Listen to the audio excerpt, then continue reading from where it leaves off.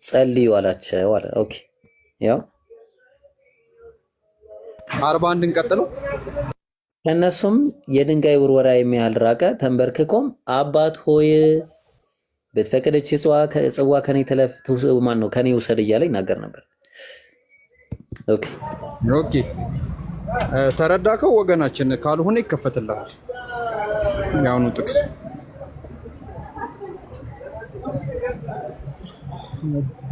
ቅርታ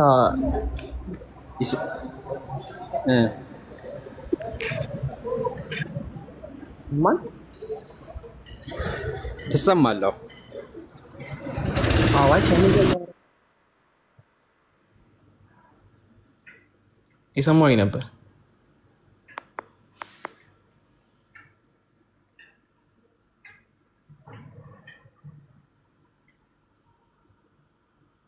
ሄሎ ይሰማል? ተቋርጣችኋል። ትሰማለህ? ቀጥል። አይ ከኔ ጋር እያወራ ስለመሰለኝ ነው። ይቅርታ። ጥቅሱን ሰማህ? ያነበበው ካላነበብኩ ይደግማል ወይ? እጅ ላይ ካለ አንብበው እስኪ። አይ ሰምቻለሁ።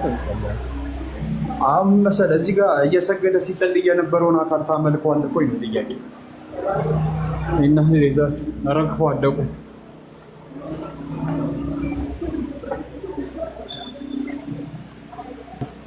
አንተን ሳይ ወርጄ ሞዴሬተር እየሰራልኝ አይደለም። ልውረድና አንተ ደበል። አይ ሳላ አሰላሙ አለይኩም።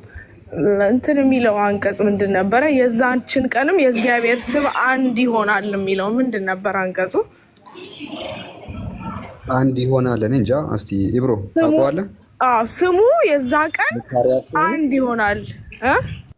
ዘካርያስ መሰለኝ። ቆይ ልልሽ እንዴ ልጁ መቶ ወረዳውንም። እሺ ዘካርያስ 14:9 ነው ብቻ። እስቲ ሊሆን እንዴ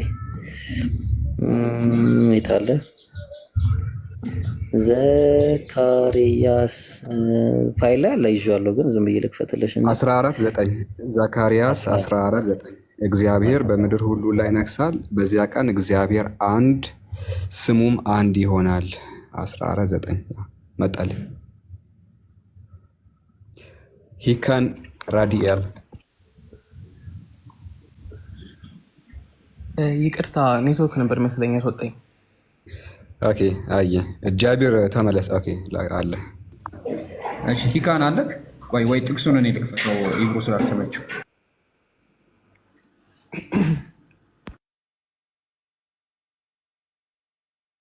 የትኛው ስም ነው አንድ የሚሆነው?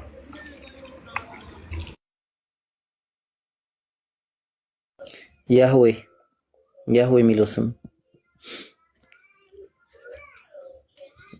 ፕሮፐር ኔሙ ተብሎ ይገመታል እዛ ላይ። ሰማሽኝ ቤቲ? አዎ እንዲሰሙት ነው። እኔማ በደንብ አውቀዋለሁ። እነሱ ኢሳት ይመጣ ምንድን ነው የሚያደርገው ብለው ነው የሚያስቡት። የሚመጣ ቀን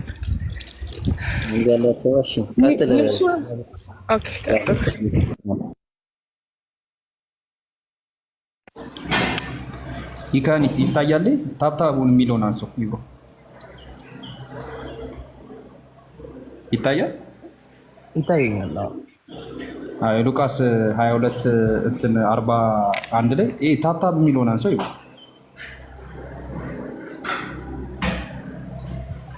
የድንጋይ ውርወራ ያህል ከነርሱ ፈቀቅ ብሎ እየሰገደ ጸለየ አለ። ይሄ አሁን እየሰገደ አካል ታመልኳለህ ወይ ነው ጥያቄ መጀመሪያ። ቶፒካችን መጀመሪያ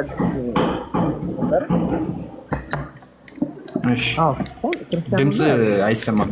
ታመልኳለህ በክርስቶስ አምላክነት እዚህ ጋር እየሰገደ እዚህ ጋር እየሰገደ ሲጸልይ የነበረው ምንድን ነው ምንነቱ?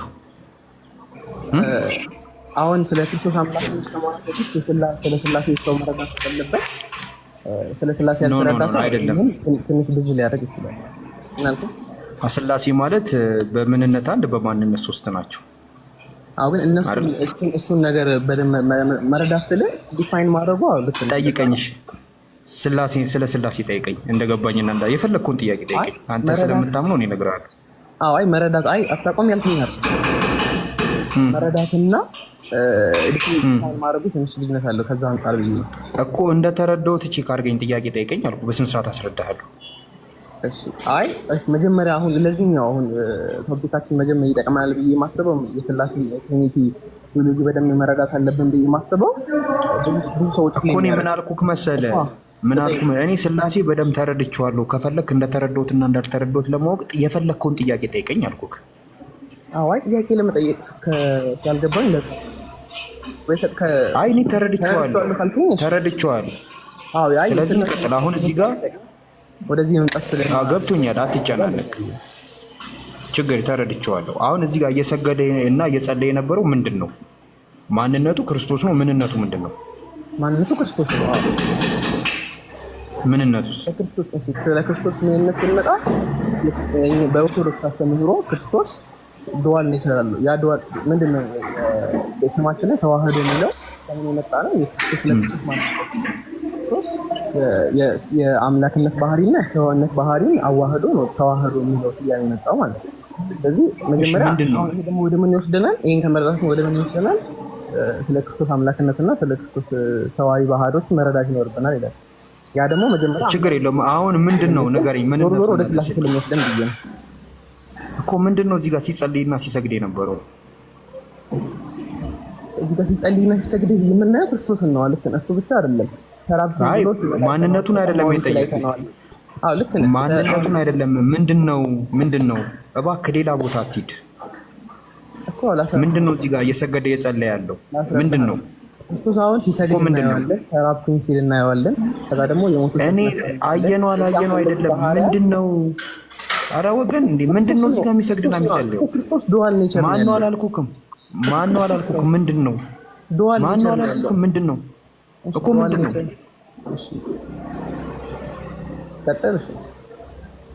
ምንድነው እዚህ ጋር ሲሰግድና ሲጸልይ የነበረው ምንድነው? ምንነቱን ለምን አልነገረኝም? ዱዋል ኔቸር ምን ዱዋል ኔቸር ማለት ቴንክ ዩ። እሺ እዚህ ጋር ስለዚህ ሰው እኮ ገባኝ። እዚህ ጋር አምላክ ፍጹም ሰው ቆይ ፍጹም አምላክ ፍጹም ሰው የሆነ ኢየሱስ ክርስቶስ እየሰገደና እየጸለየ ነበር።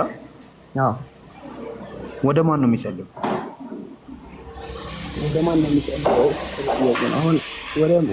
ወደ መጸለዩ ስንመጣ መጀመሪያ ሪሌሽንሺፓቸውን መረዳት ይኖርብናል።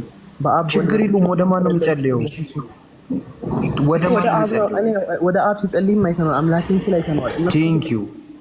ቆይ አሁን መረዳት ያለብን ቆይ ታስረዳኛለህ። አሁን እኔ ስማ ልንገርህ ብራዘር፣ እኔ ክርስቲያን የነበርኩ ልክ እንዳንተ ሳስረዳ የኖርኩ ሰው ነኝ። ሀሳቡን ስለምረዳው ሀሳብን በተሳሳተ መንገድ ከተረዳሁት ታስረዳኛለህ። በቃ የምናውቀውን ሀሳብ ላይ ነው እያወራን፣ አዲስ ነገር አይደለም። ስለዚህ እዚህ ጋር እየሰገደ ያለው ፍጹም አምላክ ፍጹም ሰው ነው አይደለም? ብዙ ሰው ከታች ነው ስለሚሰማ ለዛ ብዬ ነው እነሱን ማስተማር ከፈለክ ላይፍ ትከፍትና ትጠራቸዋለህ፣ ከዛ ታስተምራቸዋለህ በሰፊው። ይቅርታል። አሁን የተጠየቀውን መልስ። ሲሰግድለትና ሲጸልይለት የነበረው አካል ምንድን ነው? ሲሰግድና ሲጸልይ የነበረው አሁን ክርስቶስ አምላክ አለው ወደሚለው ነው አይደል? ሄሎ ይሰማሉ?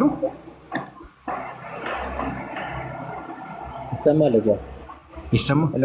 አዎ። ሲሰግድለትና ሲጸልይለት የነበረው አካል ምንድን ነው? ማንነቱ አብ ነው አልከኝ። ምንድን ነው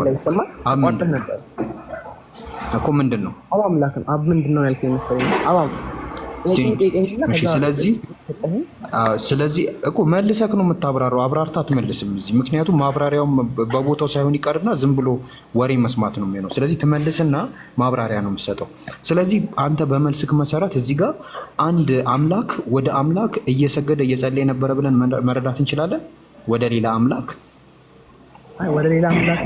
አሁን ስላሴን አስተምሮ ካለ መረዳት ነው እንጂ ወደ ሌላ አምላክ አይደለም። ኦኬ እዚህ ጋር አምላክ ለራሱ ነበር እየሰገደ የነበረው። ቆይ አምላክ ለራሱ ነበር እየሰገደ የነበረው? ወልድ የራሱ የሆነ አካል አለ። አካል ማለት ደግሞ ቅድም አይደለም። እዚህ ጋር ሲሰግድ የነበረው አምላክ ወደ ራሱ አምላክነት ነው እየሰገደ ያለው። ወደ ራሱ አምላክነት ሳይሆን በአብና በወልድ መካከል የተለያየ አካል ስላለ በሁለቱ መካከል አካሉ ምንድነው? አምላክ አይደለም? አካሉ አምላክ አይደለም? አካሉ አምላክ አይደለም? አምላክ እንደሆነ ያረጋ አካሉ ሳይሆን መለኮት ነው። በተለያየ አካሉ አምላክ አይደለም ወይ? አካሉ ማለት አካል እንዴት ይረዳኝ? ወልድ ማለት ነው። አካል ማለት ወልድ ደግሞ አምላክ እኮ። ቆይ ችግር የለውም። ወልድ አምላክ ነው ወይስ የአምላክ አንዱ አካል ነው? ወልድ አምላክ ነው። የአምላክ አንዱ አካል አይደለም? አይ አምላክነት ማለት ባህሪ ነው። መለኮት ነው። መለኮት ደግሞ ሶስት እኮ ገባኝ። ስለዚህ ወልድ የሆነው አምላክ ወደ ቆይ ወልድ የሆነው አምላክ ወደ ሆነው አብ እየሰገደ እየጸለየ ነበር እዚህ ጋር ጥቅስ ላይ። አዎ፣ ግን ይሄ ወደ ሁለት አምላክ ነው ማለት ነው እኮ። አንድ አድርግልና እስቲ ያሳየን። አሁን አንድ አድርግልን እኮ አንድ አድርግልን አሳየን። አንተ ከእጅህ ጋር ማውራት ብታወራው እጅህ ልፍ አንተን አያዋራህማ። የተለያየ አካል ሁለት አካል አይደለም። አብና ወልድ ደግሞ ግን አካል ስለላቸው አሉት ነው። የተለያየ አካል ስለላቸው በአብና በወልድ መካከል አንድ ስለመጠለዩ ሰውን ይመጣው እንታለ አብ ወልድ ጋር ያወራቻል። ወልድ ካብ ማውራት ነው እንደ ቃላዊ ያወራቻል። ሪሌሽን የመጣው ደግሞ ይረብሻል። የመጣው ደግሞ የተለያየ አካል ከመኖራቸው የተነሳ ነው ማለት ነው። ከተፈጠረ ነገር እዚህ የተለያየ አምላክ ነው አልከኝ እኮ። ኢንዲፔንደንትሊ ሪሌት ሊያደርግ ይችላል። ከዛ አንፃር አካሉ አምላክ ነው አልከኝ። አካሉ አዎ እዚህ ጋር አካል ቆይ እዚህ ጋር አካል ነው እየሰገደ እየጸለየ ያለው ወይስ አምላክ ነው? አሁን ዱዋል ኔቸሩን ካለመረዳት ነው ማለት ነው እኮ። ገባኝ። አካል ነው ወይስ አምላክ ነው ሲጸልይ የነበረው ከነ ዱዋል ኔቸሩ ራሱ እኮ። ዱዋል ኔቸር ያለው ነገር ዱዋል ኔቸር ያለው ይሄ ነው ማለት ነው ስናየው። አሁን ጌታ ሰጠኝ ነው እንጂ ለምሳሌ ጌታ ብቻ አይደለም እኮ ማምለኩን መፍቀዱን ብቻ አይደለም። ለምሳሌ ክርስቲያኖች ክርስቶስን አምላክ ነው ብለው ተቀብላችሁ አምላክ ደግሞ ሲጠማ ደግሞ የሚያወለ ለምንድን ነው የጠማው ለተጠየቀው ተጠማው ሲታየው ደግሞ ያ በሰዋዊ ባህሪው በቃ ችግር የለውም። በቃ ይጠማል። አረዘምኮ ጥቅስን ቀይር። አይ ጥቅስ እሺ ደስ እንዳለ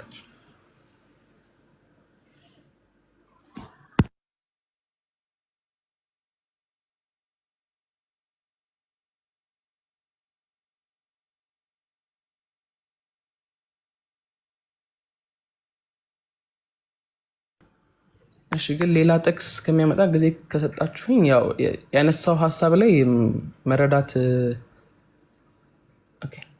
ያለብን ምንድነው? ያው እንዳልኳችሁ ነው። ዱዋል ኔቸር ስለ ክርስቶስ ዱዋል ኔቸር ስናወራ መጥቻለሁ አምላክ ነው አንዱ መጥለን እዚህ ያለው ወጥነው ማለት እሰማለሁ። አዎ ትሰማለህ። ኦኬ። በእናንተ ሃይማኖት እግዚአብሔር የማርያም ልጅ ነው? ወልድ የማርያም ልጅ ማለት እግዚአብሔርስ? እግዚአብሔር ማለት ስለመለኮት ደግሞ አብ ወልድ ሰማን። ግን ትንሽ ድምጽ ታፍኗል። አሁን ይሰማል። አሁን እግዚአብሔር የማርያም ልጅ ነው። ይሄን የጠየቁት ጥያቄ መለኮት ስንል አብ ወልድ መንፈስ የሚያደርጉት ነገር ነው። የተገለጠው ግን ወልድ ነው። ስለዚህ ወልድ የማርያም ልጅ ነው ይቀጥላል። አካል ስላለ እግዚአብሔርስ ብዙ ነገሮችን ሊያደርግ ይችላል። በተለይ አካሉ ከድንግል ማርያም ተወልዷል። ገባኝ። እሱን እናውቀዋለን። አሁን እኛ እግዚአብሔር ነው እግዚአብሔር ነው ጥያቄ። እግዚአብሔር ገባኝ። ወልድ ልጇ ነው። እግዚአብሔር ልጇ ነው። ወልድ ማለት መለኮት አይደለ? እግዚአብሔርነት ማለት ማለት ገባኝ። እግዚአብሔር መለኮትም ሶስትም ነው። ልክ ነው። ልክ መሆኑን ነው። እግዚአብሔር ልጇ ነው ወይ? ቴንኪው። አንደኛ ጢሞቴዎስ የአምላክ እናት መስለን ያ ደግሞ የወልድም የመንፈስ ቅዱስም የአብም ስለሆነ አብን ስናየው መለኮት እንለዋለን፣ ወልድም መለኮት እንለዋለን፣ መንፈስ ቅዱስም እንደዛው። ለምን መለኮት ሶስቱም ጋር ሼር የሚያደርጉን ነገር ስለሆነ ማለት ነው። ከዛ የሆነ ግን ገባኝ። አሁን የጠየኩ ጥያቄ ምን መሰለህ? አንደኛ ጢሞቴዎስ ምዕራፍ 2 ቁጥር 5 ላይ አንድ እግዚአብሔር አለና በእግዚአብሔርና በሰው መካከል ያለው መካከለኛ ደግሞ አንድ አለ፣ እርሱም ሰው የሆነው ክርስቶስ ነው ይላል። እዚህ ጋር በእግዚአብሔርና የተባለው እግዚአብሔር የማርያም ልጅ ነው? እግዚአብሔር ክርስቶስ የማርያም ልጅ ነው። ግን ሁለት መካከለኛ ነው። እዚህ ጋር በእግዚአብሔር የተባለው እግዚአብሔር አለ፣ በእግዚአብሔርና በሰው በእግዚአብሔር የተባለው የማርያም ልጅ ነው። ስለ እግዚአብሔር የማርያም ልጅ ታይቷል። ግን ሰው እግዚአብሔር የማርያም ልጅ ነው የሚለውን ስታነሳለህ ቆይ አንዴ ይስሐቅ አለክ? ይስሐቅ ቆይ አንዴ ይስሐቅ አለክ?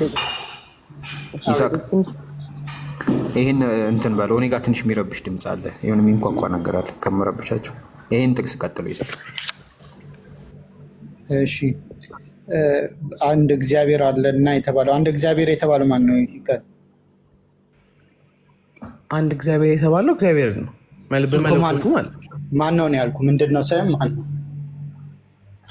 ምንድን ነውንማ እየጠቀሰልህ ነው እዛ ጋር እግዚአብሔር ብሎ ማን ነው እያልኩ። ማን ነው? አንድ እግዚአብሔር አለ እና የተባለው ማን ነው? እግዚአብሔር ነው። እኔ እንጃ ጥያቄን ስላላገኘሁትኝ አንዴ ጠይቀኝና ከዛ ለመመለስ እንሞክር። ይቅርታ። እግዚአብሔር ተብሏል እዚህ ጋር። እግዚአብሔር የተባለው ማን ነው? ምንድን ነው ሳይሆን ማን ነው ነው ጥያቄ። ማንን ነው? ወልድ ነው? መንፈስ ቅዱስ ነው? አብን ነው ነው ወይ? ማን ነው እግዚአብሔር የተባለው? እሺ እዚህ ጋር መልእክቱ የተጻፈው ወደ ቆሮንቶስ ሰዎች ነው እና እዛ የቆሮንቶስ ሰዎች ላይ ማስረዳት የፈለገው የክርስቶስን ሮል ነው። በስላሴ ውስጥ የክርስቶስን ሮል እያስረዳቸው ነው ያለው እዚህ ጋር እና ምን እያስረዳቸው ነው ሳይሆን ምን እያስረዳቸው ነው ሳይሆን ማን ነው እያልኩ ነው። እግዚአብሔር የተባለው ማን ነው? ምን እያስረዳቸው ነው ቢሆን ኖሮ ጥሩ ጥያቄ። እግዚአብሔር ማን ነው ነው አይደለም። እግዚአብሔር የተባለው ማን ነው? እዚህ ጋር እግዚአብሔር ተብሎ የተጠቀሰው እዚህ ጋር እግዚአብሔር ብሎ የተጠቀሰው አሁን የተለያየ አይነት አካል ስላላቸው ነው። አልተረዳውም እኮ ማን ነው እግዚአብሔር የተባለው? እዚህ ጋር አንድ እግዚአብሔር አለና የተባለው ማን ነው? በጣም ቀላል ጥያቄ። አሁን ስለ ፐርሰን ስናወራ ለይተን መጥራት ስለምንችል ለይተን መጥራት እንችላለን። የትኛው ፐርሰን ነው እግዚአብሔር የተባለው? እዚህ ጋር እኮ እዚህ ቆሮንቶስ ሰዎች አምላክ አለን ብሎ የሚጠቅሱት የነበረው ነበር እና ስለሱ እያስረዳቸው ስለሆነ ግን ደግሞ በዛ ውስጥ ደግሞ የክርስቶስን ሮል ለማስረዳት ስለፈለገ ፕሊዝ ሃይከን ሮሉን አይደለም የጠየቅኩት። እኔ የጠየቅኩት አንድ እግዚአብሔር አለና የተባለው ማን ነው? ከሶስቱ የትኛው ማንን ነው? አንድ እግዚአብሔር ቆሮንቶስ ሮሉን ጠይቀው ነው የተመለሰላቸው። ጳውሎስ የመለሰላቸው ለዛ ነው እኮ። ማን ነው? እሺ አሁን አንድ እግዚአብሔር አለና የተባለው ማን ነው? እግዚአብሔርን ነው። እግዚአብሔር አብን መሆን ይችላል። እግዚአብሔር አብ ስናነሳ አሁን እንዴት ነው እኛ ከእግዚአብሔር አብ ጋር ተጣልተን ነበረ በኃጢአታችን። ከዛ ግን ክርስቶስ ግን መካከለኛ ሆኖ ከእግዚአብሔር ጋር አታረቀን። ግን በሌላ ቦታ ላይ ደግሞ ምን አስታረቀ እያልኩ አይከን ራሱ ጋር ስለ ጥቅሱ ስለጠየቅኝ ነው። ይቅርታ እኮ ጥቅሱ ላይ እግዚአብሔር አንዱ እግዚአብሔር የተባለው ማን ነው እኮ? አንድ እግዚአብሔር አለን። ስለ እግዚአብሔር ስለ መለኮቱ ነው እየተወራ ያለው። ክርስቶስ ነው እኮ ሶስቱ ነው አንዱ ነው። ቀላል አድርግልህ። አንድ እግዚአብሔር የተባለው አብ፣ ወልድ፣ መንፈስ ቅዱስ ናቸው። አዎ የምናነሳው አሁን ምንድነው ግን ስለ እግዚአብሔርነቱ ስናወራ አሁን ሌላ ጥቅስ ላይ ብትሄድ እኮ ምን ይልሃል? ከራሱ ጋር አስታረቀን ማለት ማብራሪያውን በኋላ ትሰጣለህ። እኔ ጠየቅኩን ለምን አትመልሰው? ስላልተረዳሁት ነው።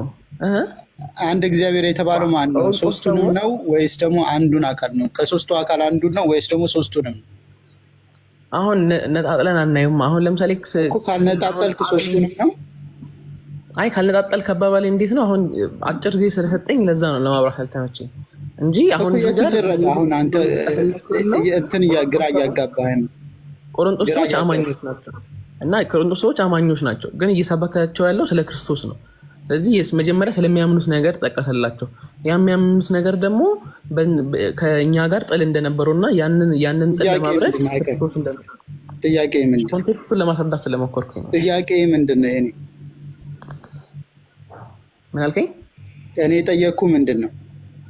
እዚህ ጋር እግዚአብሔር የሚለው ማን ነው? እግዚአብሔር ማን ነው አልከኝ። ማንን ነው እግዚአብሔር ያለው? እሱ መልስልኝ። አንተ ምንድነው ሮሉ ምናምን ሳይሆን ማንን ነው እኮ? ቆሮንቶስ ሰዎች አምላክ አለን ብሎ የሚወስዱት ነበረ እና ጳውሎስ እዚህ ጋር ማንን ነው? እሱን ንገረኝ። አይከን እኮ እግዚአብሔር ብሎ ጠቀሰው እሱን ነው እኮ። ማንን ነው አልገባኝም። ማንን ነው ማለት? እሺ ወይ ትንሽ ወይ ቀየር ለማለት ሞክራለሁ። ጥያቄ ይሄን ትንሽ ግልጽ አደረኩልህ እኮ። አብን ነው ወልድ ነው መንፈስ ቅዱስ ነው ወይስ ደግሞ የቱን? እግዚአብሔር አብን ነው። እነሱ ግን እግዚአብሔር አብ ብሎ አይደለም ያምኑት የነበረው። ለዛ እኮ ነው አሁን እግዚአብሔር አብን ያልኩት። ለምንድን ነው? ለምሳሌ በብሉይ ኪዳን ላይ እግዚአብሔር አብ በእምነት አንተ በምንድን ነው የምታውቀው? አልነበርክ የዛሬ 2000 ዓመት? ቀጥታ መልሱን አትመልስም። በተጻፈልን ነገር ነው። አይ በተጻፈልን ነገር ብሎኛል። መለሰው መጨረሻ ላይ መለሰው። ስለዚህ አብን ነው አይደል? አዎ። ግን አሁን ለማራራ ጊዜ ይሰጠኛለህ? ቆይ አይደለም፣ እየተስማማን አንድ እግዚአብሔር አለ ያለው አብን ነው። አዎ አንድ እግዚአብሔር አለ የሚለው እዚህ ጋር አሁን ቆሮንቶስ ሰዎች እግዚአብሔር ብለው ይጠቅሱት የነበረው ወዴት ነው የምትሄደው? አብ ነው ወይስ አው ካልክ በኋላ ሌላ ለቀይረው ነው? አይ አሁን እኛ አብ ነው ልንል እንችላለን፣ ግን የሥላሴ አስተምህሮ ስላልነበራቸው እንችላለን ሳይሆን አሁን ይኸውልህ እንችላለን ምናምን ነገር አትቀይረው። አሁን አብን ነው ካልከኝ አብን ነው ብለኝ እንቀጥል፣ ወይ ደግሞ አብ አይደለም ካልከኝ ደግሞ እንትን እንበል። አብን ነው ብለሃል፣ በእሱም ቀጥል። አብን ነው አንድ እግዚአብሔር ያለ። አሁን ሰውን ግራ እንዳያገባ ብዬ ነው እንጂ ጥያቄውን አሁን ጥያቄውን ግልጽ ካረክልኝ እግዚአብሔር አሁን እዛ ጋር ምንድን ነው የተጻፈው እኮ ለእኛ አይደለም አይደለ? ለቆሮንቶስ ሰዎች ነው የተጻፈላቸው ይሄ መልእክት።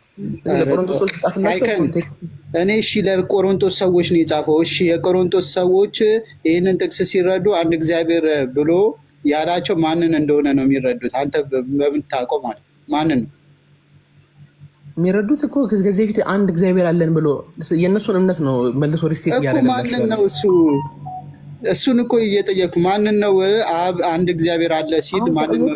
አሁን ከጠየቀኝ ቅድም እኮ አስረዳው። አሁን ላይ ከሆነ መጠየቀኝ እግዚአብሔር አብ ነው እልሃለሁ። ግን እዚህ ጋር የማስረዳት የፈለገው ስለ አብና ስለ ወልድ እንዴት በአብ መሀል እሺ በቃ ተውኩት። ስንት እግዚአብሔር አለ? ስንት እግዚአብሔር አለ? አንድ እግዚአብሔር ነው ያለው። አንድ እግዚአብሔር አለ። ኦኬ፣ የቱ ነው አንዱ እግዚአብሔር እዚህ ጋር የተጠቀሰው? ስለ እግዚአብሔርነት ስናወራ አንድ ነው ያለው። ስለዚህ የቱ ነው ስለኝ እግዚአብሔር ነው እዚህ ጋር የተጠቀሰ ያለው። ስለዚህ ሶስቱንም ነው የሚጠቅሰው? አዎ፣ ግን እዚህ ጋር እሱ ግን ማስረዳት የፈለገው እሱ ስለ ሶስቱ አይደለም። ምክንያቱም እነሱ ማስረዳት የፈለገው ለምን ትለኛለህ? አይከን እሺ በቃ ተው። በኮንቴክስት አይደለም መረዳት ያለብን ወይስ ዝም ብለን እንዴት አድርገን እንረዳዋለን? አይደለም ማስረዳት የፈለገው ግን ብለህ ሌላ ነገር ትጨምርበታለህ። ቲፕ አትስጠው ለመጽሐፉ። የራስህ ከኪስ አውጥተህ ቲፕ አትስጠው። የተጻፈውን ብቻ ማንበብ ይበቃል። ለማንኛውም አንድ እግዚአብሔር አለ ካልከኝ ይህ አንዱ እግዚአብሔር ተሰቅሏል። በመለኮቱ እግዚአብሔርነት ያለው ክርስቶስ ነው የተሰቀለው እና ልክ ነህ። እግዚአብሔር ተሰቅሏል። አዎ፣ ግን የተሰቀለው ክርስቶስ ነው። ክርስቶስ ደግሞ እግዚአብሔራዊ ባህሪም መለኮታዊም ባህሪም ሰዋዊም ባህሪ አለ። ግን ተሰቅሎ ያዳነን ሰው ነው ወይ ካልከኝ ሰው አይደለም፣ መለኮት ነው። እግዚአብሔር መለኮት ደግሞ ሊሰቀል አይችልም። መለኮት ደግሞ ያልተሰቀለ እግዚአብሔር አለ። ያልተሰቀለ እግዚአብሔር አለ። ልክ ቅድም ስለ ክርስቶስ ሰውነት ስናወራ ሰው የሆነው ወልድ ነው። አብና መንፈስ ቅዱስ ሳይሆኑ ሰው መሆን የቻለው በተለየ አካሉ ሰው የሆነው ወልድ ነው እንዳለ፣ በተለየ አካሉ የተሰቀለውም ደግሞ ወልድ ነው፣ ክርስቶስ ነው። በተለየ አካሉ እግዚአብሔር አለ ወይ? አይከን አዎ፣ የተሰቀለው ክርስቶስ ማለት በተለየ አካሉ የተሰቀለው ክርስቶስ ነው። ያ ደግሞ ወልድ ማለት ነው። የተሰቀለው ወልድ ነው። ያልተሰቀለ እግዚአብሔር አለ ወይ? የሥላሴ አረዳድ እኮ ትንሽ ብዥ ስላለ ነው እንጂ አሁን እዚህ ጋር ማን ያስረዳ? ስለዚህ ኮንሴፕት ከመጽሐፍ ቅዱስ ከየት እንደተረዳ ስናቅ ጥሩ ግራውንድ ይኖረናል። ማን ያስረዳ? ርዕሱ ይቀየራል። ርዕሱን ጥሶት ነው የሚሄደው። ጣልቃ አትግቡ። ማናችሁም ብትሆኑ ሙስሊሞችም ክርስቲያኖችም ጣልቃ እንዳገቡ ሰይፋችኋለሁ። ርዕሱ እንዳይቀየር። ያልተሰቀለ እግዚአብሔር አለ አይከን? እሱን መልስልኝ። እሺ ልቀጥል? አዎ፣ ያልተሰቀለ እግዚአብሔር አለ። ስጋ ያልሆነ እግዚአብሔር እንዳለው እግዚአብሔር ስንል ስለ መለኮት ነው። ያ መለኮት አብም ወልድም እንደምናነሳው መንፈስ ቅዱስም ነው። ልክ ነህ አይከን? ልክ ነህ። ቀጥታ ለምን አትመልስም? እንግዲህ እንትን አዙሪት አታደርገው። ያልተሰቀለ እግዚአብሔር እንዳይሆንብኝ ብዬ ነው እኮ የእሱ ነው ጥያቄ እንዳይሆን ብዬ ነው። ለዛ ነው እኮ የሰው ነው የጠየቅኩ። ያልተሰቀለ እግዚአብሔር አለ እንዳባራገ ተፈጠኝ። እሺ ችግር የለውም። አይ ጥያቄ እንድትመልስ ነው ፈልገው።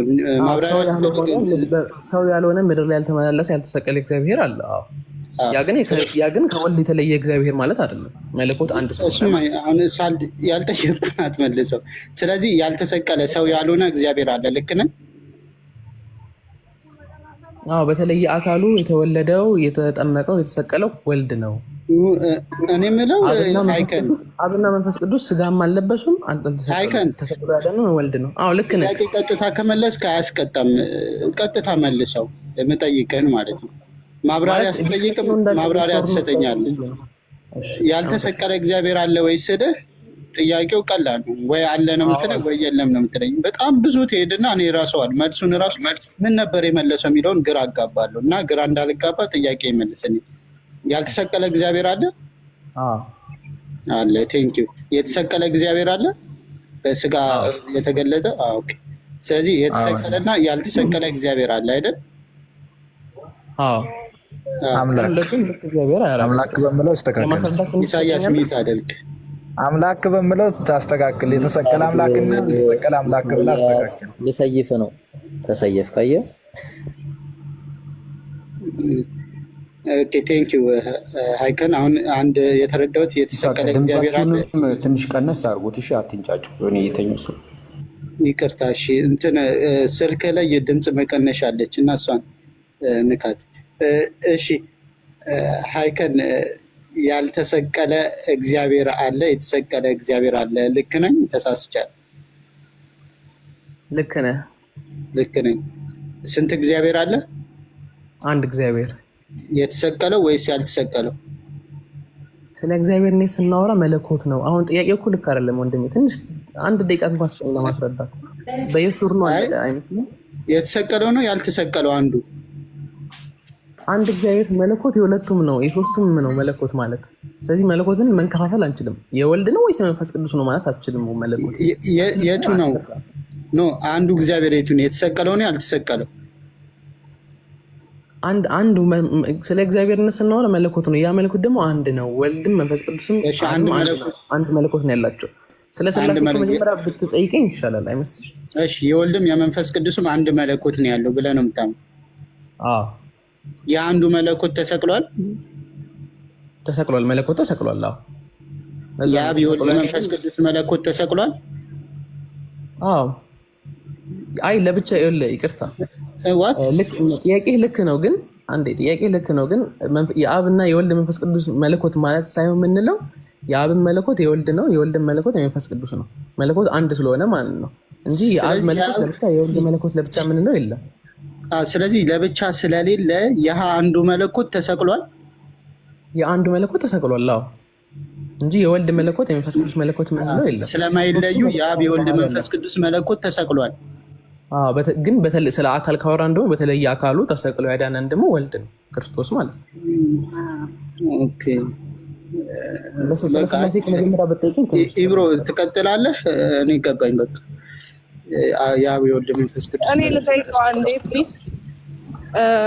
ፕሊዝ ይካን ይሄን ኮንሴፕት ማን ያስረዳ? መልስ ነው የምፈልገው። ማን ያስረዳ? እንደዚህ አድርጎ መልሱን ንገረኝ። ይሄን ኮንሰፕት የተረዳ ነው ኮንሰፕት። እሺ ምናምን እኮ አያስፈልግም። እሺ እኮ አያስፈልግም። ይሄን ኮንሴፕት ማን ያስረዳ? እናቴ፣ አባቴ፣ ቤተክርስቲያን፣ ቄስ ወይ መጽሐፍ ቅዱስ? አንድ መልስ ነው ይሄ። ያ ምናምን አይደለም። ማን ነው ይሄን ነገር ያስረዳ? ይሄን ነገር የተረዳው ቤተክርስቲያኖቹ ማን አስረዳቸው?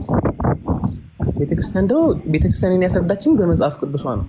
መጽሐፍ ቅዱሱ ግን እንደዚህ አያስረዳ። ቆይ አሁን ሌላ መቼም እንደ ለምንድነው ቤተክርስቲያንም ማናስረዳ ነው ያልኳ? መጽሐፍ ቅዱስ ብለህ ትዘጋለህ። መጽሐፍ ቅዱስ ብለህ ስትዘጋ ምን እልሃለሁ? መጽሐፍ ቅዱሱ ይሄን አያስተምርም ብዬ እዘጋዋለሁ ማለት ነው። ገባ? ቅድም ምን ብለሃል? ይሄ ወደ ቆሮንቶስ ሰዎች ለነሱ ነው የተጻፈው ካልክ ለምንድን ነው አንተ የምትከተለው? ሉቃስ ለማን ነው የተጻፈው? ለቴዎፍሎስ ነው የተጻፈው። ሙሴ ለማን ነው የመጣው? ለነዛ ለእስራኤሎች ነው። ኢየሱስ ለማን ነው የመጣው? ለጠፉት በጎች ነው የመጣው። ስለዚህ እነዚህ ሁሉ መጽሐፍ ውስጥ ላይ ያሉት ነቢያቶች ወይም ምድርን የመጡትና የተመላለሱት ለአንተ አልተላኩም፣ ወይም ጽሁፎቻቸው ለአንተ አይደለም። ዳይሬክትሊ ምን ማለት ነው? አንተ ከነዛ ነገሮች ትምህርት እንድትወስድ እንጂ ወይም በነዛ ህግጋቶች ወይም በነዛ መርሆች ወይም በነዛ የሰዋዊ ማንነቶች እንድትመራ እንጂ እነሱን እንድታመልክ ወይ እንድትከተል አይደለም። ለማምለክ ከሆነ ከኢየሱስ በላይ አምላክ የተባለው ሙሴ ነው አይደለም? ታውቃለህ ሙሴ አምላክ እንደነበረ? ታውቃለህ አታውቅም?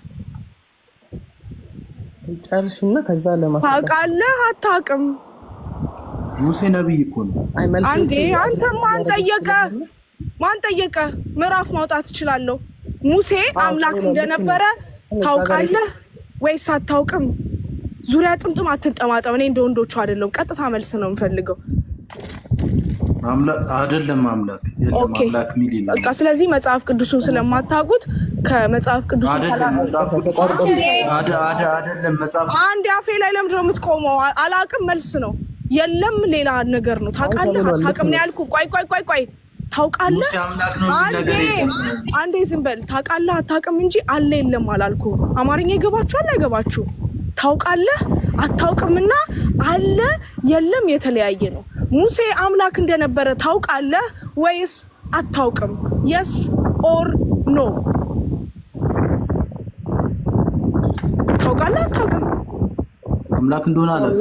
ሙሴ አምላክ ተብሏል። ሙሴ አምላክ ተብሏል፣ ግን አምላክ አይደለም።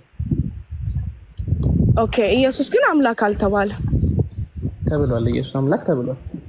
ራሱስ እኔ አምላክ ነኝ ብሏል? አዎ እኔ አምላክ ስለ አምላክነቱም ተናግሮናል። አዎ በየትኛው አንቀጽ? አምላክ እንዳልሆነም ደግሞ እኔ ወደ አባቴ ወደ አባታችሁ ወደ አምላኬ ወደ አምላካችሁ ብሏል። ስለዚህ አምላክ እንዳልሆነም ተናግሯል።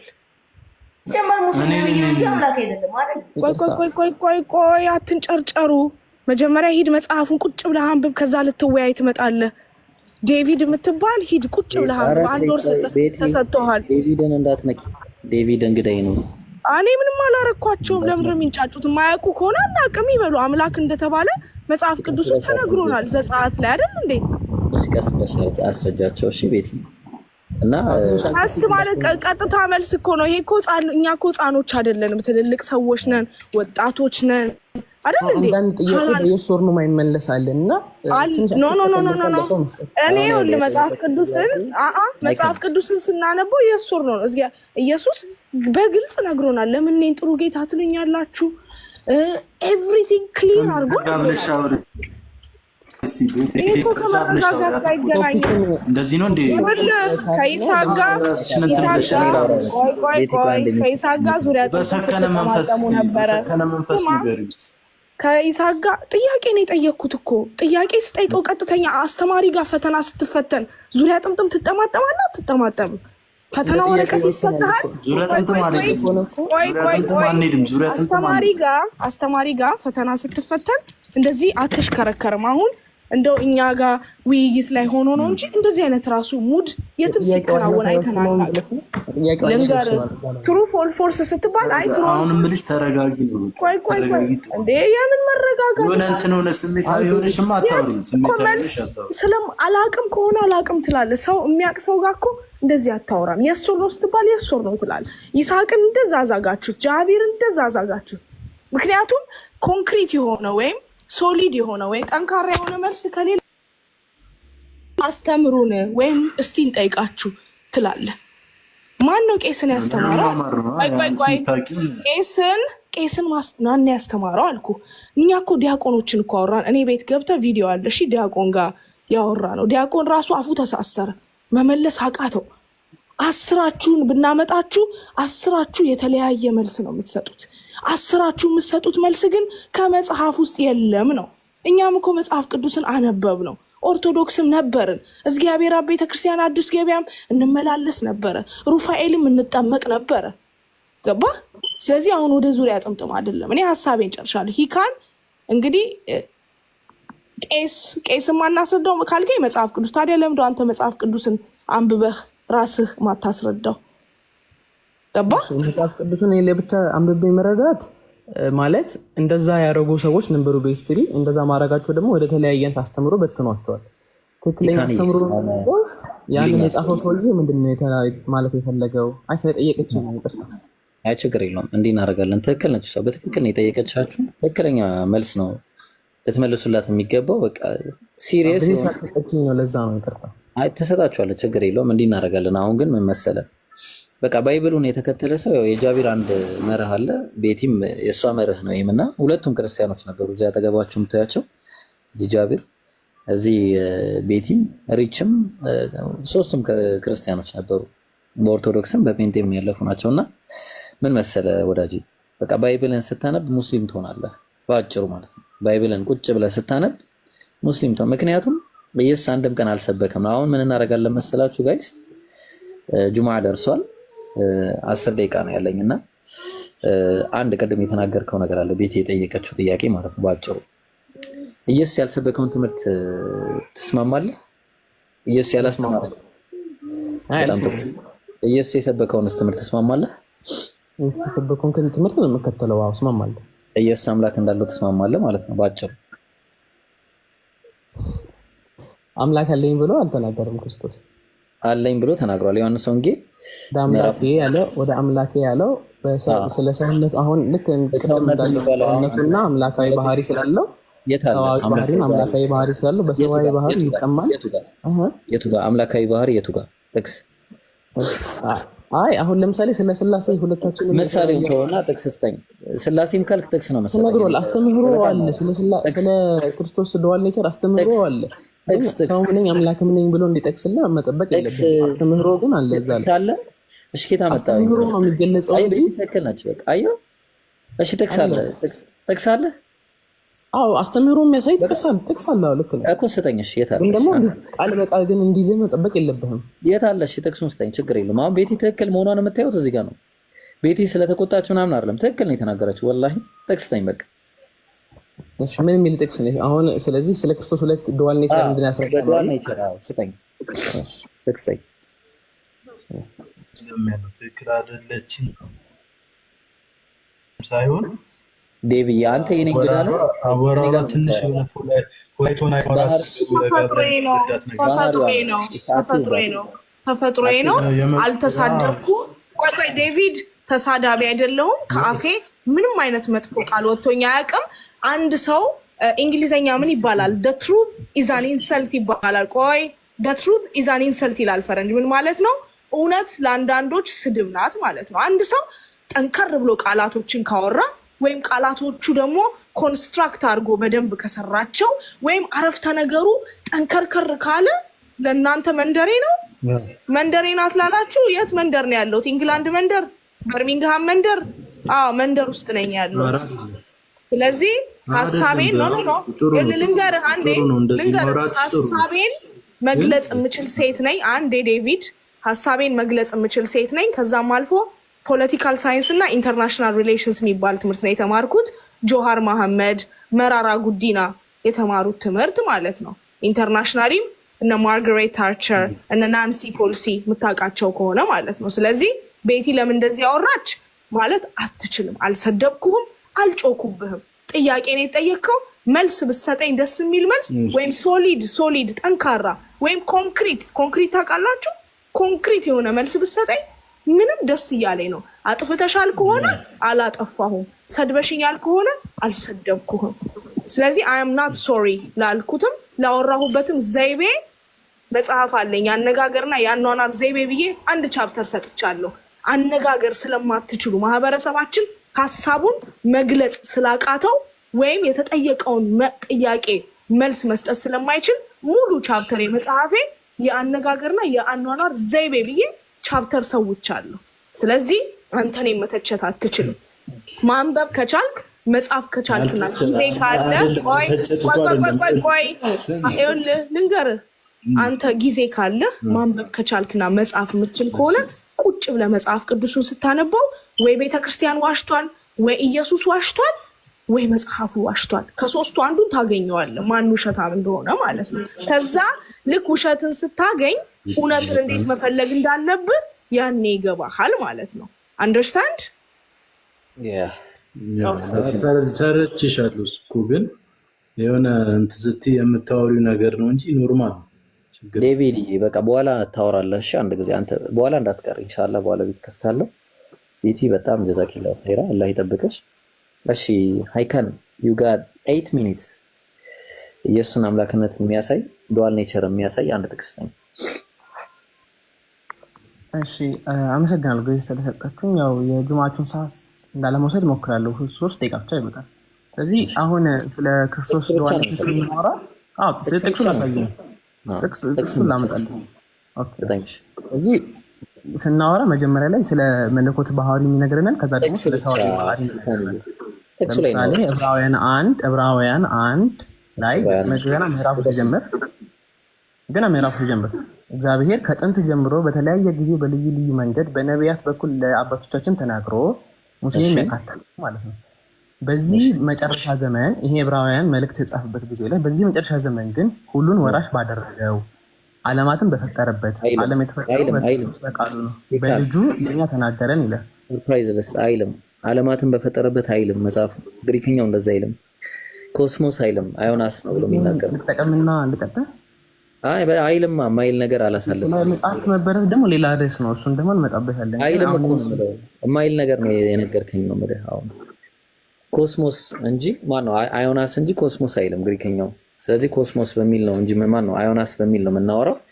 አዮናስ ማለት ዘመናት ነው። ዘመናትን ባደረገበት ነው በፈጠረበትም አይልም።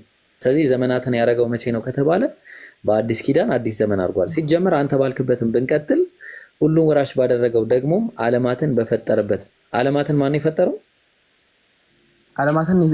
ዓለም የተፈጠሩት በልጁ በቃል በወልድ ነው። በቃሉ ነው የተናገረው። በፈጠረበት ይላል።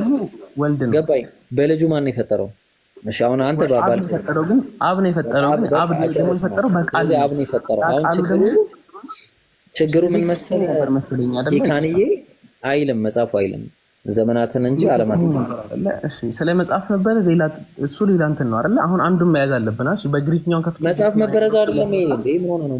ማይል ነው ይላል እያልከኝ ያለው እኮ አይልም እኮ ነው የምልህ። መጽሐፉ አይልም ማይል ነው ይላል እያልከኝ ያለው ሌላ ጥቅስ ነው አይደል? ይዘን መጥቀስ ያለብን አይደል? አይልማ ያንተ ያስከው አማርኛ ትርጉም ነው። እኛ ደግሞ ኦሪጂናልም የለም ግን አለ የሚባለው መጽሐፍ ላይ ስንመለስና ስናየው የሚለው ከኮስሞስ ሳይሆን አዮናስ ነው የሚለው። አዮናስ ማለት ደግሞ ዘመናት ማለት ነው። እሺ ጊዜ ከሰጠኝ አሁን እያወራን ከቶፒክ ላለመውጣት ስለሞከርኩኝ ነው ወንድም እንጂ ግሪኩንም እንግሊዝኛውንም ሁሉን ማውጣታን እንጂ መጽሐፍ ቅዱስን እንግሊዝኛው አይደለም ዋናው ግሪክኛው ነው። አንድ ጥቅስ ለአንተም ትምህርት የሆነ ዘንድ እሺ ከፍቼ ላሳየህ። ችግር የለውም። አይ አሁን ጊዜ እንዳለመውሰድ አሁን በኋላ ላይ እንትን እንዳለልብን ግን የትኛውን ክርስትና የተመሰረተው በአንድ ጥቅስ ላይ አይደለም። ያም ጥቅስ ደግሞ እንዴት ነው ብለህ ስለሱ ሌላ ጊዜ እናወራበታለን። ሌላ ጥቅስ አምጣሽ። ይሄ አይሆንም ደግሞ ከፈለጋችሁ ወይም ቆላስይስ 2 ላይ ብንሄድ ደግሞ ስለ ክርስቶስ ሲያወራ ቆላስይስ 2 ቁጥር 9 ላይ የመለኮት ሙላት ሁሉ በእርሱ በአካል ይኖራል። ቁጥር ስንት? ቁጥር 9 ላይ የመለኮት አይደለም የሚለው የመለኮት ሙላት ደግሞ ችግር የለውም። የመለኮት ሙላት እኮ ማለት ጸጋ ማለት ነው እንጂ አምላክ ነው ማለት አይደለም። አሁን እየቀጠልኩኝ እኮ ነው ስለ አምላክነቱ። አሁን እኮ ስለ መለኮታዊ ባህሪ ነው አይደል እያወራን ያለ ነው እኮ። መለኮታዊ ባህሪ የመለኮት ሙላት ማለትና ለየቅል ናቸው፣ የተለያዩ ለየቅሎች ናቸው። አይደለም ስለ ትርጓሜው እንመጣበታለን። ትርጓሜው እንዴት ነው እዚህ አይሆንም። እንደማይሆን እኮ እያሳየው አንተም አይደለም የምንተረጉመው አይደለ? ቅድም ቤተልሔም መሰለኝ ቤተልሔም ስትናገርም ብላለች መጽሐፍ ቅዱስን እኔ ብቻ አንብቤ መረዳት የምችለው ነገር አይደለም። አንተም ብቻውን አንብበህ ይሄ መለኮት ሙላት ማለት እኮ ይሄ እንዲህ ነው የምንለው ነገር ሳይሆን ጸሐፊው ከምን አንጻር ነው የተረዳው የሚለው ከጸሐፊው የተማሩ ሰዎች የጻፉልን መጽሐፍት አለ። ስለዚህ እኛ የምንቀበለው ማን እንደጻፈው እኮ አይታወቅም። መጽሐፉን ሲጀመር ይቅርታል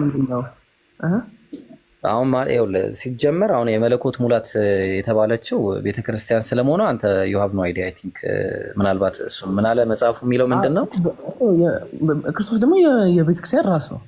ስለዚህ አሁን የቤተክርስቲያን ራስ የተባለው ቤተክርስቲያንን ነው የመለኮት ሙላት በቤተክርስቲያን ስለመባሉ እንጂ ስለዚህ ጋር ምንም የሚያገናኘው ነገር የለም። ደግሞ ሌላም ጥቅስ ስለ አካሉ ስናወራ ይላል እኮ ሳላስጨርስ ዮሐንስ ወንጌል ምዕራፍ 1 ቁጥር 16 ላይ እኛ ሁላችን ከመለኮቱ ተቀበልን ይላል። ምን ማለት ነው? የመለኮት ሙላት ሁሉ በአካሉ ደግሞ እሺ እሱን ልስማማለህና አሁን አካሉ ዮሐንስ ወንጌል ምዕራፍ 1 ቁጥር 16 ላይ እኛ ሁላችንም ከመለኮቱ ተቀበልን በጸጋ ላይም ጸጋን ተሰጠን ሕግ በሙሴ ተሰጥቶን ነበርና ይላል። ምን ለማለት ተፈልጎ ነው እዚህ ጋር? እዚህ ጋር ደግሞ በጸጋ ነው። አሁንም እኮ ለካ እንደዛ አሁን ለምሳሌ እዚህ ጋር በአካሉ ነው አካሉ ቤተክርስቲያን መሆኗን ከምንድን ነው የተረዳኸው?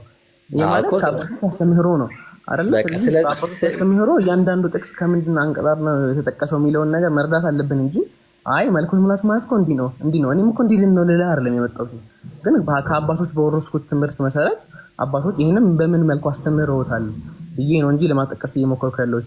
ቅድም ጥቀስ ብለህ 8 የቀብልኝ ነበር ይመስለኛል። የለም እኮ ነው አሁንም እኮ አልጠቀስክም እኮ ማን የጠቀስከው ነገር የለም። አሁን እኛ መጽሐፉ ላይ ስናየው ለምሳሌ ኤፌሶ ምዕራፍ 3 ቁጥር 19 ላይ በቅዱሳን ሁሉ ጋር ከቅዱሳን ሁሉ ጋር ስፋቱና ርዝመቱን ከፍታውም ጥልቀቱንም ምን ያህል መሆኑን ለማስተዋል ከመታወቅ የሚያልፈውን የክርስቶስን ፍቅር ለማወቅ ትበረቱ ዘንድ አለ እስከ እግዚአብሔርም አለ እስከ እግዚአብሔርም ፍጹም ሙላትን ተደርጋ ማን ነው ደርሳችሁ ትሞሉ ዘንድ አለ። እግዚአብሔርም ፍጹም ሙላትን ደርሳችሁ ትሞሉ ዘንድ አለ። ስለዚህ ማን ነው የሚሞላው? ይሄንን የተለያየ ትርጓሜ ያለው ገባኝ። ማን ነው የሚሞላው? ጥያቄ መልስ። የሚሞላው ማን ነው የሚሞላው? የተቆራረጠብኝ ነበር አልሰማሁም በደምብ ግን የጠቀስከው ጥቅስ ኢየሱስ አይደለም ሰዎች ናቸው የሚሞሉት። ልብ አድርገህ አዎ የተለያየ ቦታ ላይ እሺ የመለኮት ሙላት ተሞሉ ማለት እነሱ መለኮት ናቸው ማለት ነው። መለኮት ናቸው ማለት ነው። አቤት አንድ ደቂቃ ብቻ ትሰጠኛለህ? ያለኝም አንድ ደቂቃ ነው። በቃ በኋላ ላይ ተመለሰና በቃ ተመለሰና እሺ በኋላ በቃ አሁን ይኸውልህ ያመጣልኝ የመለኮት ሙላት ነው። የመለኮት ሙላት ኢየሱስ ብቻ ሳይሆን ብዙዎች ይሞላሉ ነው። ሲጀመር የተሞላቸው ኤክሌሲያ ነች ቤተክርስቲያን ነች እንጂ ኢየሱስን አይደለም የሚናገረው። አሁን ምን እናደርጋለን መሰለ ይካኒ ፊልጵስዩስ ምዕራፍ 2 አንድ ብቻ ቁጥር 6 ላይ ብቻ ያለውና አንድ እሱን ብቻ እናንብበው። ወይ እኔ ለሁለቱ ባህሪ አንድ በጣም ፊልጵስዩስ ላይ ብትመጣ ምንም አዲስ ነገር የምትፈጥረው ነገር የለም። አሁን እዛ ጋር የሚለው ያላችሁ ሰዎች ወይም ፊልጵስዩስ ምዕራፍ 2 ቁጥር 6 እና 7 ወይ እናውቀዋለን። ለሁለቱ ባህሪ አንድነት እናቀተው ምን ነው ጥቅስ ነው ይካንዬ አዲስ ነገር አይደለም የምታመጣው እኛ ጋር ስትመጣ። አይ አዲስ አይደለም። አይ እሱንም ብቻ አንድ ጥቀስ ስላልከኝ እንደዛ ነው ጊዜውን አሰጠኝም። ግን በቃ ጊዜ ነው። እሺ አሁን እሺ ጥቀሰው በቃ እሺ አንብበው። ገና ስታነበው ይዛለሁ አንብበው። እሺ እሺ አንብቤ ልጨርሰው? አይ አንብበህ ሳትጨርሰው ይዛለሁ። አንብቤ አልጨርሰው? አይ ገና ሳትጨርሰው ያሳለህ ሀሳቤን ማስረዳት የለብኝም። ያው ለእሱ በእግዚአብሔር መልክ ሲኖር ሳለ አለ። በማን መልክ ነው የሚኖረው? በእግዚአብሔር በባህሪው እርሱ በባህሪው እግዚአብሔር ነው። እሺ እግዚአብሔር ነው ያለው ወይስ በእግዚአብሔር መልክ ሲኖር ሳለ ነው ያለው? አይደለም ይኸውልህ በባህሪው እርሱ የምትጠቀመው ቨርዥን አላውቅም፣ ግን ቨርዥኖቹ የተለያየ አይነት ትርጓሜ ስላላቸው ነው። አንድ አይነት ነገር ነው የሚያወራው። ግሪክ ቀጥታ ከግሪክ ያለው አይደለም። ከግሪክ ያለው የተረጎመውማ ግዕዝ ነው ወይ በግዕዙ እናንብበው። እሺ ወይ ግዕዝኛው ላይ የለም። ይቅርታ እኛ አሁን ምን አገባን እኛ ለዛ ግሪኩ ላይ እንሂድ ከፈለግ የሚለው አሁን ወንድ ልጅ አለ ወንድ የእግዚአብሔር ምሳሌና ክብር ስለሆነ ይላል። እሺ ኢየሱስ የእግዚአብሔር መልክ ከተባለ ወንድ ልጅ የእግዚአብሔር ምሳሌና ክብር ነው ተብሏል። እሺ ምን ይውጣል? እሺ እዚህኛው ላይ ቁጥር 6 ነው ቁጥር 7 ላይ ስለ ሁለት መልክ ነው የሚያወራው። በባህሪ በኋላ እንቀጥላለን። ሰዓቴ 1 ደቂቃ አለፈብኝ። ጁማ በኋላ ና እሺ በኋላ እንዳቀር ኢንሻአላህ። በሉ እንግዲህ መልካም ጊዜ ይሆንላችሁ። ሳላስበው ሙሉ ቀኑን ተቀመጥኩኝ፣ ግማሽ ቀኑን። ሱብሃነከ አላሁመ ወቢሐምዲክ አሽሀዱ አን ላ ኢላሃ ኢላ አንተ አስተግፊሩከ ወአቱቡ ኢለይክ። ወሰላሙ አለይኩም ወራህመቱላሂ ወበረካቱሁ።